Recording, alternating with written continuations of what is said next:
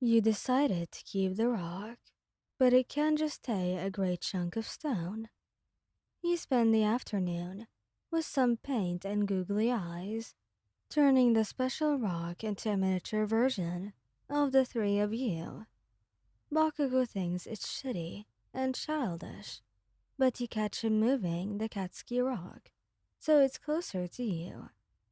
When he thinks that you aren't looking, the morning light filtered through the curtains of your shared apartment, and you stretch lazily, a smile already forming on your lips. Valentine's Day, your first official Valentine's Day, with both Katsuki and Ijiro. You'd been together for 8 months now, and every day felt like a gift, even when Katsuki was being his usual explosive self. He padded into the kitchen to find both of them already awake, which was suspicious in itself. Katsuki was hunched over his coffee like it owed him money, and Ijiro was grinning that wide, sharp-toothed smile that usually meant trouble. "Morning, babe," Ijiro chirped, immediately wrapping you in a warm hug that smelled like cedar cologne. "Morning," he mumbled against his chest, then peered over at Katsuki. "You're up early." "Someone had to make sure this idiot didn't burn the kitchen down," Katsuki grumbled, but his red eyes softened slightly when they landed on you. "Happy Valentine's Day or whatever." Your heart swelled. Katsuki wasn't great with words, but the fact that he acknowledged the day at all meant something. You walked over and pressed a peck to his cheek, feeling him tense and then relax under your touch. "So," Ijiro said, his voice taking on an excited quality as he bounced on his heels. "We got you something." "You did?" You couldn't help the excitement that crept into your voice. Both of them had been mysteriously secretive for the past week, whispering to each other and quickly closing browser tabs when you walked by. Yeah. Don't get all mushy about it," Katsuki muttered, but he caught the slight pink tinting his ears as he stood and grabbed something from behind the couch. They both approached you, and Ijiro was practically vibrating with what you thought was excitement. Katsuki thrust a medium-sized box, wrapped in newspaper, literal newspaper, into your hands. "We wrapped it ourselves," Ijiro said, rubbing the back of his neck. You laughed. "I can tell. It's perfect." You carefully peeled away the newspaper, your fingers trembling slightly with anticipation. What could it be? Jewelry, concert tickets, that limited edition book that you'd been eyeing. The newspaper fell away to reveal a plain cardboard box. You opened it. Inside was a rock. Not a crystal, not some pretty polished stone. A literal rock.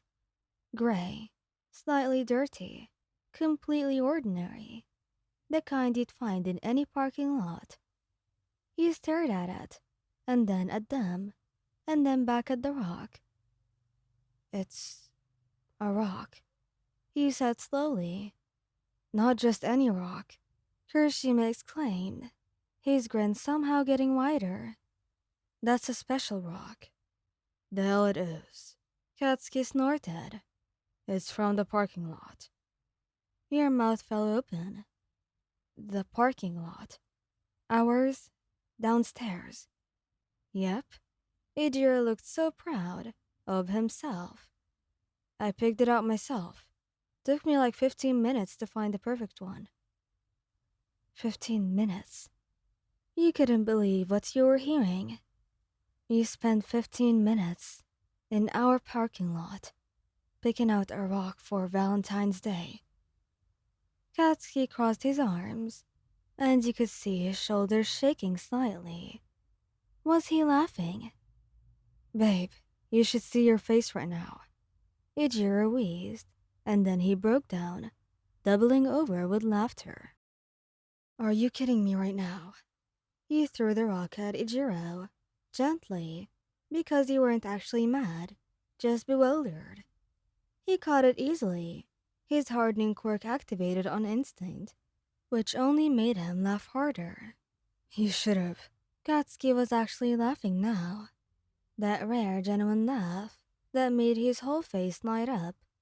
You should have seen how carefully that idiot was looking at the rocks. This one's too pointy.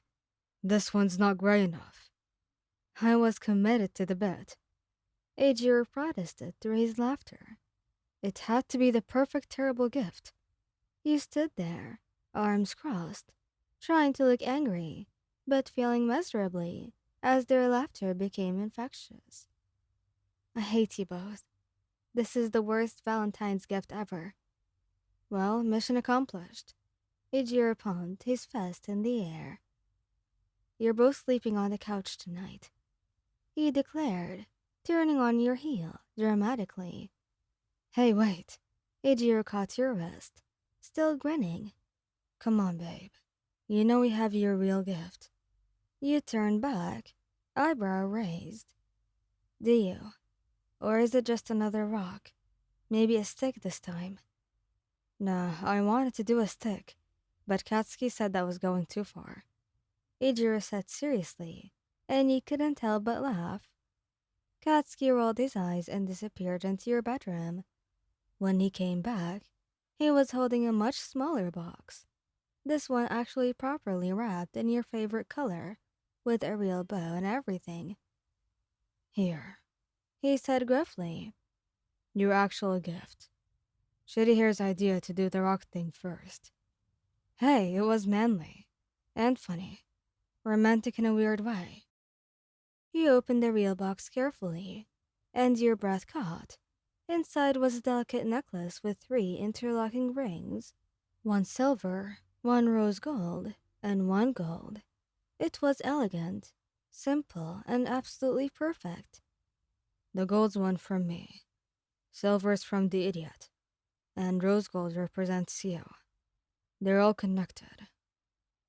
We saw it and immediately thought of us. It was amazing. Your eyes stung with tears. You guys. Hey, don't cry, Mayan. Was the rock prank too mean? It was too mean, wasn't it? Maybe we should just... He cut him off by grabbing both of them and pulling them into a tight hug. I love it. I love you both. Even if you did give me a parking lot rock first. You were too soft, Katsuki muttered, but his arms came around you tightly. Happy Valentine's Day, babe, Eijiro said, pressing a kiss to your temple. He pulled back and held up the rock with an evil grin. I'm keeping this too, and I'm going to remind you about it forever. Manly, Eijiro laughed, and Katsuki just smirked. Worth it to see that face of yours. Thank you guys for listening. If you like this video, please don't forget to subscribe, like, and share, and goodbye.